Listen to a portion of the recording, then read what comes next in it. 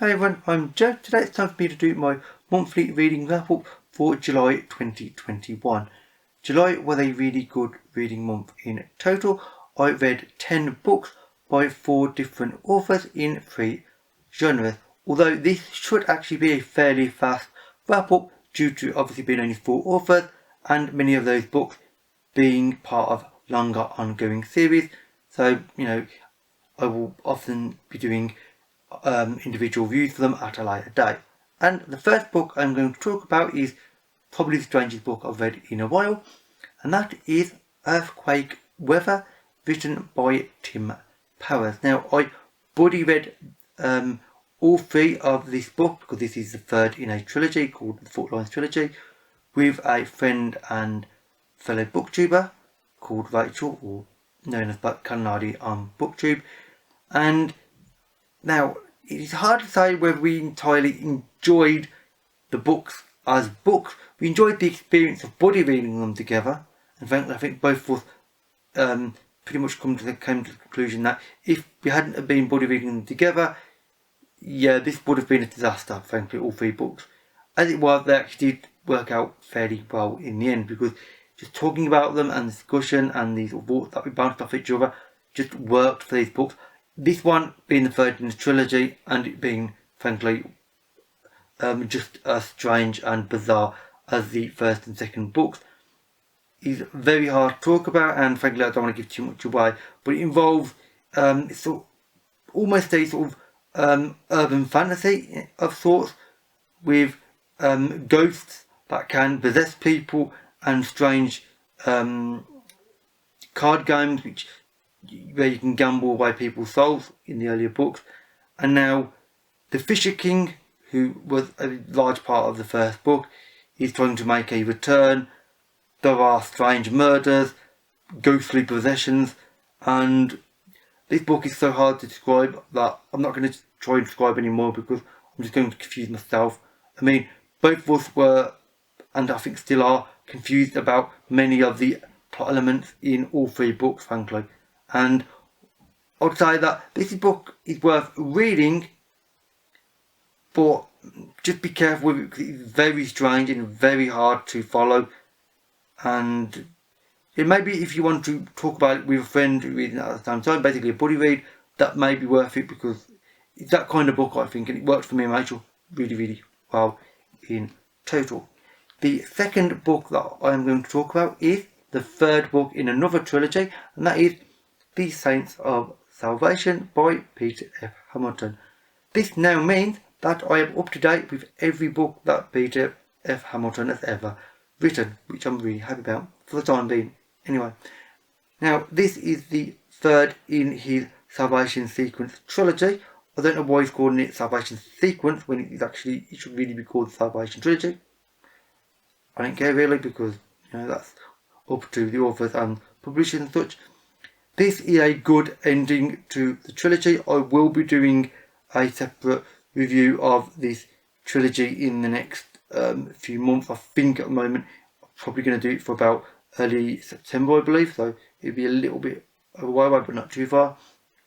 This is basically a science fiction trilogy, space opera, so lots of characters and big dramatic events going on. This one is, unlike his other trilogies, not set on many locations. It's set on a relatively smaller number. A lot of it is actually on Earth, obviously a future Earth, where basically there is a benevolent alien race who claims that it is only there to be beneficial to humans. Certain groups within humanity itself does not believe that it's entirely as nice and friendly as it appears, and this is not a spoiler, but frankly they're not as nice as they appear. They've actually got some pretty horrific and earth-shattering revelations to basically reveal, and there's all sorts of conflict and problems and disaster going on basically throughout the 3 novels. So this is Peter F. Hamilton doing what he does best, which is frankly writing large, grand space opera novels with lots of characters and brilliant action scenes and just an interesting plot line, frankly.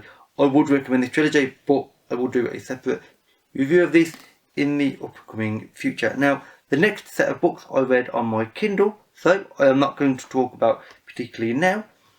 And those 4 books are, and I'll have to read these off my notepad because they're ebooks, so I can't always remember the names off the top of my head. Crochet and Cauldrons, Purls and Potions, Fair Oil and Fortune, and Stockings and Spells. These are books 3, 4, 5 and 6 in the Vampire Club series. Vampire Club knitting series, I should say. The concept of this series as a whole, I'm not going to talk about any of the individual books, is it's a cosy murder mystery series where the main character, a young woman called Lucy, her grandmother owns a knitting shop or a yarn shop in Oxford, England. She dies in the first book. Lucy comes over from America to sort out events, and indeed she takes over the running of the knitting shop and finds out that there is actually secretly a vampire knitting club that lives underneath the shop that has weekly meetings, and they knit really good clothing at very, very high speed, being vampires. And basically every book there is a some kind of murder or dramatic event. Lucy ends up getting involved because it's always focused around the knitting shop in some fashion or another.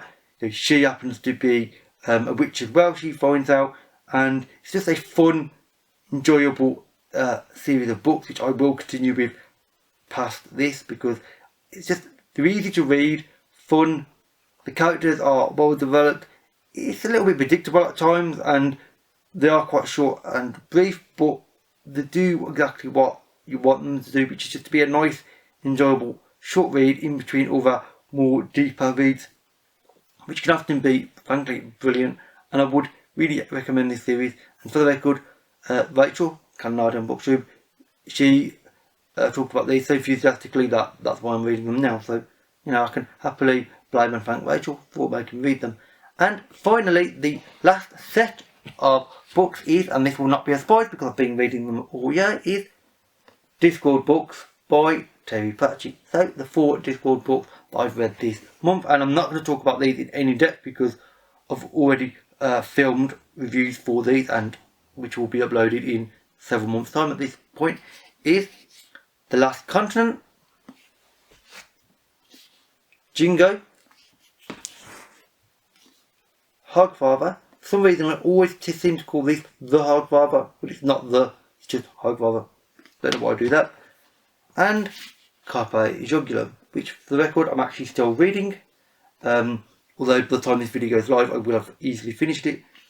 Now these are the 19th, 20th, 21st and 22nd books in the Discworld. I think I could be slightly off by 1 book there.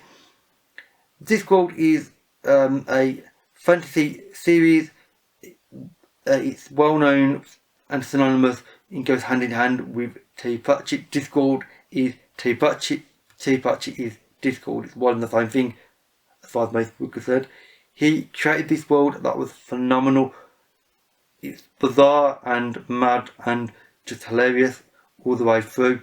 He always manages to put really interesting points in his books about real life events, with obviously alternative locations that are similar to Earth, but frankly just him having fun. I mean, The Last Continent is basically, for instance, Terry Pratchett taking every stereotype about Australia and being sarcastic about it and twisting it and turning it in really ridiculous ways.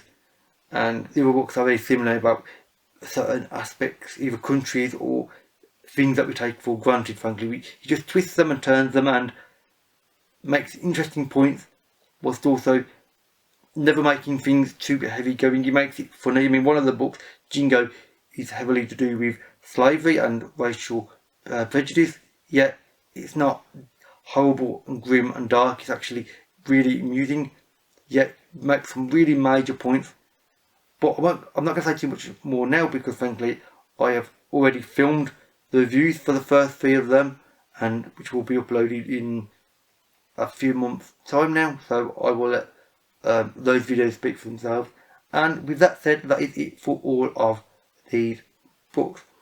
If you've read any of these or would like to, then please leave a comment, or as well, if you have any suggestions on books you think I might like to read, based on obviously my reading history here or in other videos, then again please leave a comment.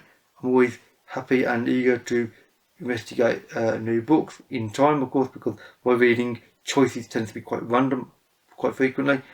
And for the record, I'm currently trying to pre-film a lot of videos a long way in advance because I think I might be busier in the near future. And I've been very busy recently trying to film an awful lot of videos. At the moment, I've got enough videos to last me until the end of 2021, frankly, at this point, almost.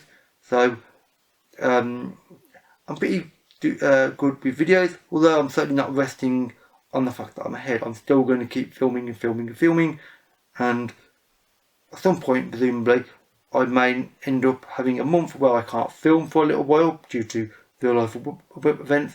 Ergo, that buffer videos will come in very handy. Frankly, that's why I'm trying to focus on it so heavily for. Anyway, that's it for this video. So a link to Rachel's channel, Canade, will be found in the description box below, along with all my social media links.